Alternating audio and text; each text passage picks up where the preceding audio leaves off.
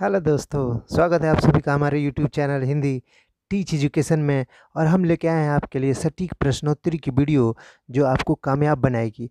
अगर आपको लगता है कि वीडियो में दम है तो ऐसी दमदार वीडियो के लिए चैनल को सब्सक्राइब करें, शेयर करें और लाइक करें। और साथ ही बेल आइकन यानी कि जो घंटी आपको दिख रही है उसे ज़रूर दबाएं ताकि मेरी आने वाली वीडियोज़ आपके पास सबसे पहले पहुँचे।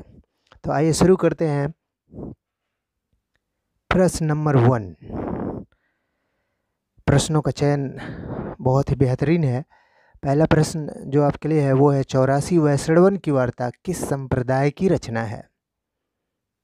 तो आपको बताना है संप्रदाय। हरिदासी संप्रदाय, बी वैष्णव संप्रदाय, तीसरा सी जो है राधा वल्लभी संप्रदाय और चौथा है विट्ठल संप्रदाय। तो आपको आंसर देना है इन चारों में से कौन सा सही है। विट्ठल संप्रदाय। विट्ठल संप्रदाय क्यों है? क्योंकि जो विट्ठल संप्रदाय के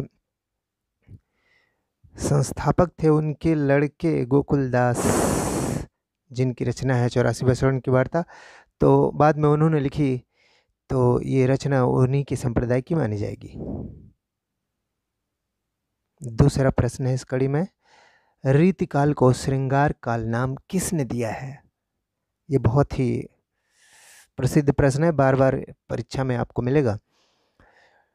रीतिकाल को श्रृंगार काल नाम किसने दिया है? जल्दी से ऑप्शन में बताइए। सभी लोग जानते हैं इस प्रश्न को। विश्वनाथ प्रसाद ने नाम दिया है।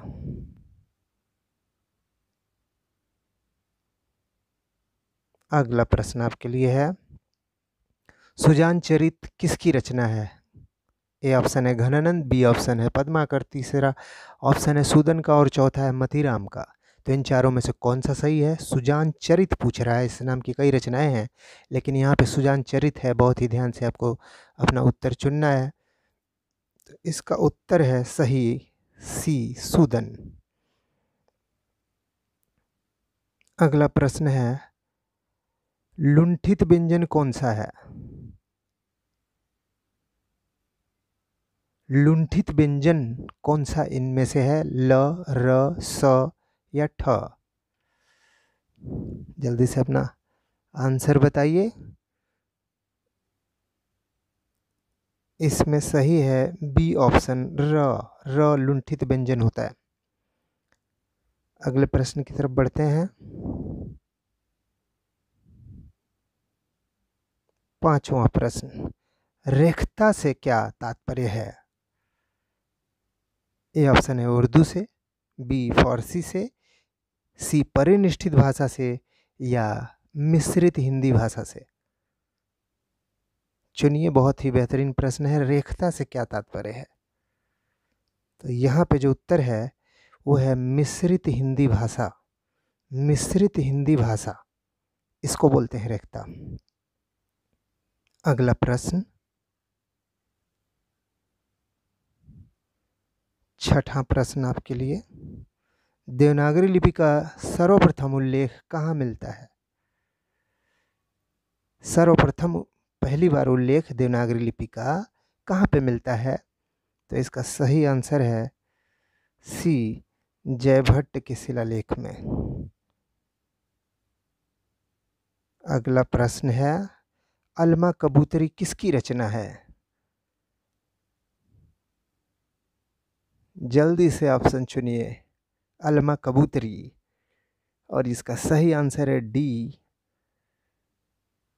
मैत्रेयी पुष्पा। आठवां प्रश्न है आपके लिए, धूसर शब्द किसका पर्यायवाची है।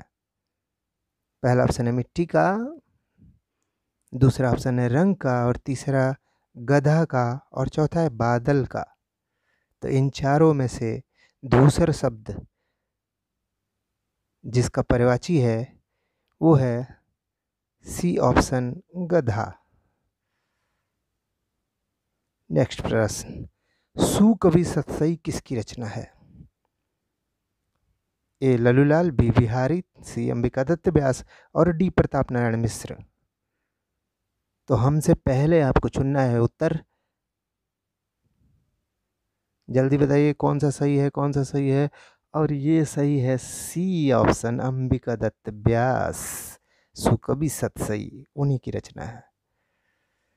अगला प्रश्न, दो चट्टानें किसकी रचना है? यहाँ पे भ्रम में नहीं पड़ना है। आखिरी चट्टान और इस तरीके से चट्टान नाम से और भी रचनाएं हैं, लेकिन यहाँ पे दो चट्टानें। पहला ऑप्शन है मोहन राकेश, दूसरा गे, और तीसरे पे हैं हरिवंश राय बच्चन, और चौथे पे सर्वेश्वर दयाल सक्सेना।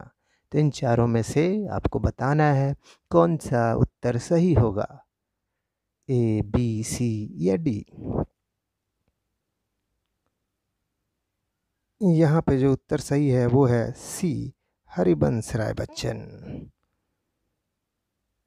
नेक्स्ट प्रश्न, भाषा का मुंशी किसे कहते हैं? ये भी काफी प्रसिद्ध प्रश्न है।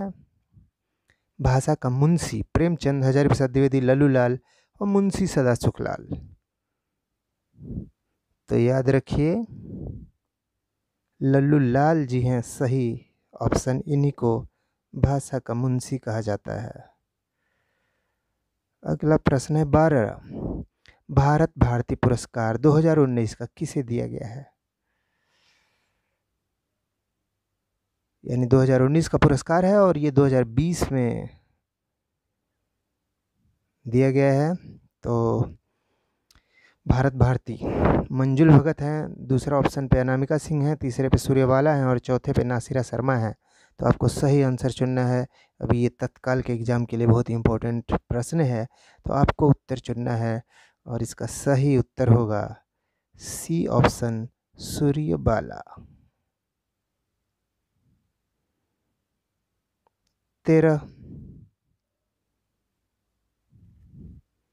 साहित्य अकादमी सम्मान 2020 किसको दिया गया? साहित्य अकादमी सम्मान 2020 किसको दिया गया? पहला ऑप्शन है विश्वनाथ प्रसाद तिवारी, दूसरे पे हैं चंद्रशेखर कंबार, तीसरे पे हैं नंद किशोर आचार्य और चौथे पे हैं अनामिका। साहित्य अकादमी 2020 पूछ रहा है, जल्दी से उत्तर दीजिए। और ये सही उत्तर है डी, अनामिका को साहित्य अकादमी का पुरस्कार दिया गया है। बिहार की रहने वाली हैं और इनके बारे में और डिटेल से अगली वीडियो में हम चर्चा करेंगे। अगला प्रश्न है आपके लिए 14वां, हाल ही में 55वां ज्ञानपीठ पुरस्कार किसे दिया गया? 55वां ज्ञानपीठ पुरस्कार किसे दिया गया? अमिताभ घोष, अक्कीतम नम्बिदूरी और सी पे हैं अनामिका और डी पे हैं विश्वनाथ प्रसाद तिवारी। तो आपको बताना है कि ये 55वां ज्ञानपीठ पुरस्कार हाल ही में दिया गया है, वो किसको दिया गया है? वो दिया गया है बी ऑप्शन, अक्कीतम नम्बिदूरी को। अक्कीतम नम्बिदूरी को दिया गया है। ये मलयालम साहित्य के साहित्यकार हैं और 24 सितंबर 2020 को इनको दिया गया है ये पुरस्कार। तो इसे याद रखिएगा, मलयालम भी पूछ सकता है, मलयालम साहित्य के ये हैं। अगला प्रश्न है हमारा,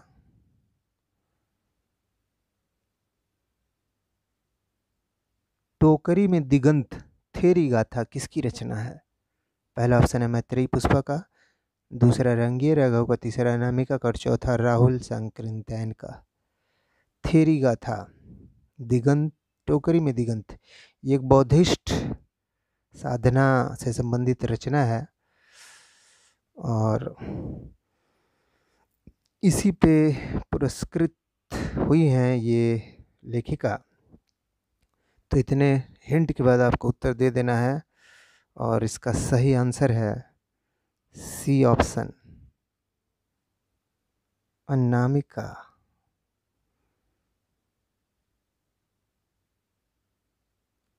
16वें नंबर का प्रश्न है, कागज की नाव किसकी रचना है? कागज की नाव किसकी रचना है? पहला ऑप्शन है सरस्वती दास सक्सेना, दूसरा मोहन राकेश, तीसरा नासिरा शर्मा और चौथा नामिका।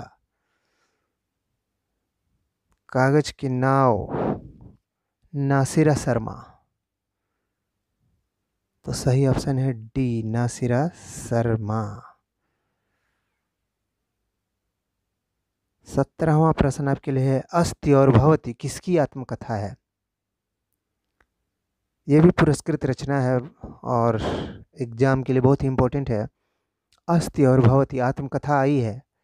पहला ऑप्शन है इसके लिए वासुदेव मोही, और दूसरा ऑप्शन है नंदकिशोराचार्य, तीसरा ऑप्शन है विवेकी राय और चौथा है विश्वनाथ प्रसाद तिवारी।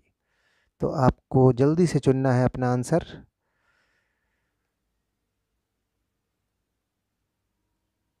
और सही आंसर है डी ऑप्शन। हमसे पहले आप लोग नहीं बता पाए, विश्वनाथ प्रसाद तिवारी।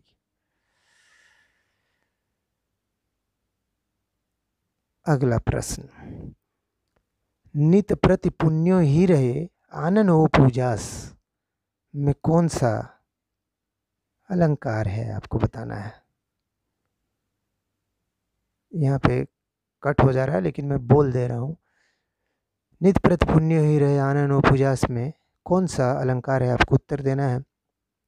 पहला ऑप्शन है प्रतीप अलंकार, बी पे है उपमा अलंकार और सी पे है व्यतिरेक अलंकार और चौथे पे है अतिशयोक्ति अलंकार।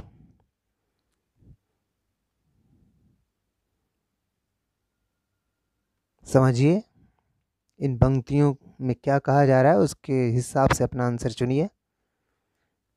नित प्रति पुण्य ही रहे आनन हो पूजास। आनन मुख के पास नित प्रति पूर्णिमा ही छाई रहती है, अर्थात चेहरा इतना कांतिपूर्ण है कि वहाँ पे उजाला ही छाया रहता है। तो चंद्रमा के साथ भी ऐसा नहीं होता है, लेकिन मुख के साथ ऐसा हो रहा है।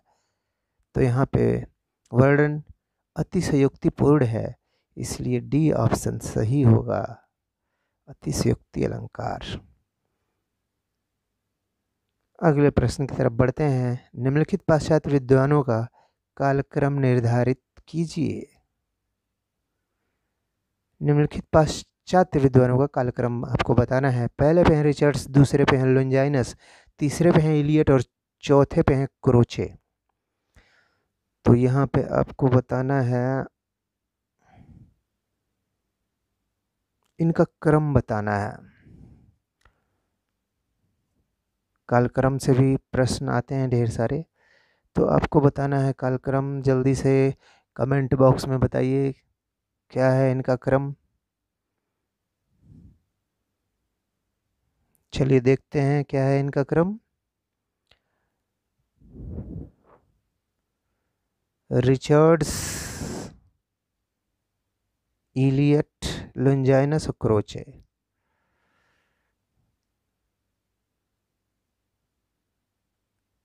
रिचर्ड्स हैं 1893 में है, ये 1893 में।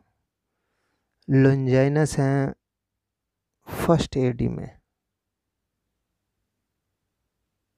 यहाँ पे टाइप ऐसे करते हैं, फर्स्ट एडी।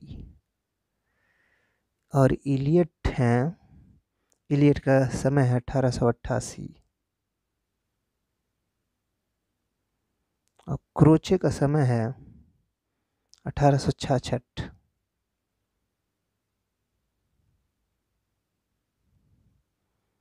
तो अब आप क्रम लगा सकते हैं। सबसे पहले कौन आएगा? लोंजाइनस आएंगे। तो यहाँ पे आपको मैं दिखा रहा हूँ कि पहले आएंगे बी, बी के बाद आएंगे डी,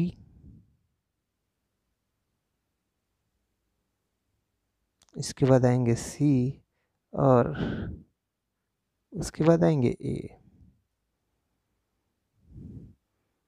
तो ये कालक्रम है, आप लोग ध्यान रखिएगा।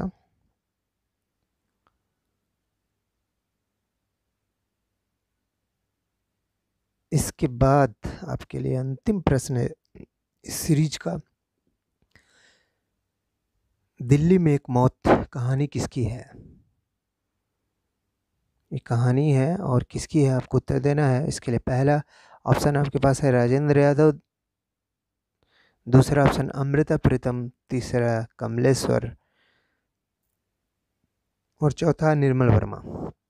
जल्दी से अपना उत्तर दीजिए। दिल्ली में एक मौत कहानी किसकी है?